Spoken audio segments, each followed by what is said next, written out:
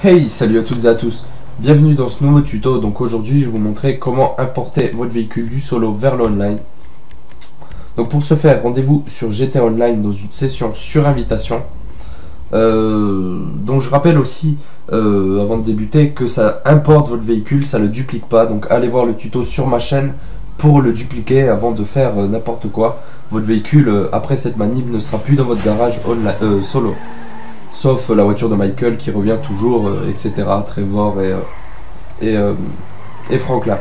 Donc pour ce faire, une fois sur le online, vous prenez un véhicule, peu importe lequel, même le plus pourri, et vous allez devant un LS Custom. Dans les options, vous mettez ensuite point d'apparition, dernière position si ce n'est pas déjà fait. Ensuite, vous quittez le GTA Online et vous retombez directement sur votre partie solo. Donc là, moi, je vais ratterrir avec Michael. Donc, du moment que vous voulez utiliser, par exemple, Michael, vous choisissez Michael et vous faites une sauvegarde auto avec le téléphone. Bon, moi, je ne l'ai pas fait car j'étais sûr d'avoir Michael. Donc, une fois que c'est fait, vous allez à votre garage, sauf si c'est pour votre véhicule perso. Hein, vous n'avez pas besoin d'aller à votre garage avec votre véhicule pour dupliquer votre véhicule perso. Enfin, importer, excusez-moi. Donc une fois dans votre garage, vous allez à côté, devant, derrière, peu importe, le véhicule que vous voulez importer. Donc j'ai la fâcheuse manie de dire dupliquer, alors que c'est tout l'inverse. Enfin bref, donc une fois à côté, vous rejoignez une nouvelle session sur invitation et vous prenez à nouveau un véhicule qu'on peut modifier. Hein, si par exemple vous prenez un camion, ça va pas marcher, donc vous prenez une voiture.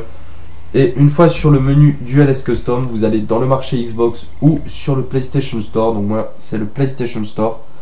Et si vous utilisez le Wi-Fi, vous vous déconnectez pendant le chargement du PSN sur le XMB.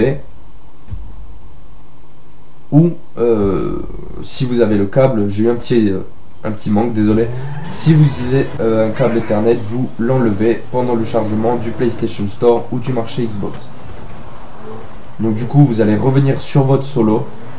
Donc vous prenez le véhicule que vous voulez dupliquer. Donc moi, il est dans mon garage, donc je vais déjà dans mon garage. Je prends ma petite Azea. Et je vais immédiatement sur le LS Custom qu'on a utilisé pendant tout le long de la vidéo. Je rappelle qu'il faut utiliser le même autant en solo qu'en online. Donc celui-ci, moi j'ai utilisé celui-là. Donc vous y allez et vous placez votre véhicule de manière à bloquer la porte en fait. Donc je vous conseille d'utiliser l'arrière de la voiture puisque vous allez voir que j'ai pas mal galéré. Donc pendant à peu près 3 minutes, vous en verrez que 15 secondes, mais moi j'ai galéré pendant près de 3-4 minutes à ouvrir la porte du garage pour entrer dans ma voiture, puisque je l'ai mis un peu trop loin. Donc il faut juste bloquer, il faut essayer de calculer la trajectoire un peu. Donc une fois que c'est fait, vous vous reconnectez, donc soit vous branchez le câble ou via le XMB, et vous allez en ligne jouer à GTA Online sur invitation.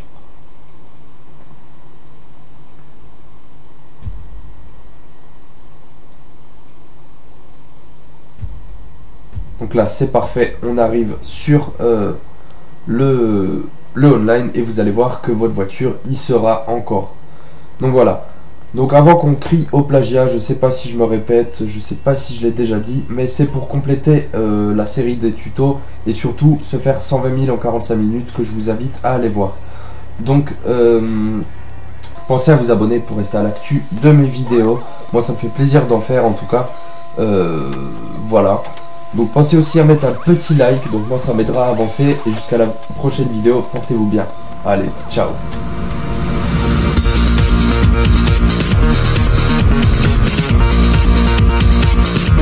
Tu vas cliquer, petite salope, clique.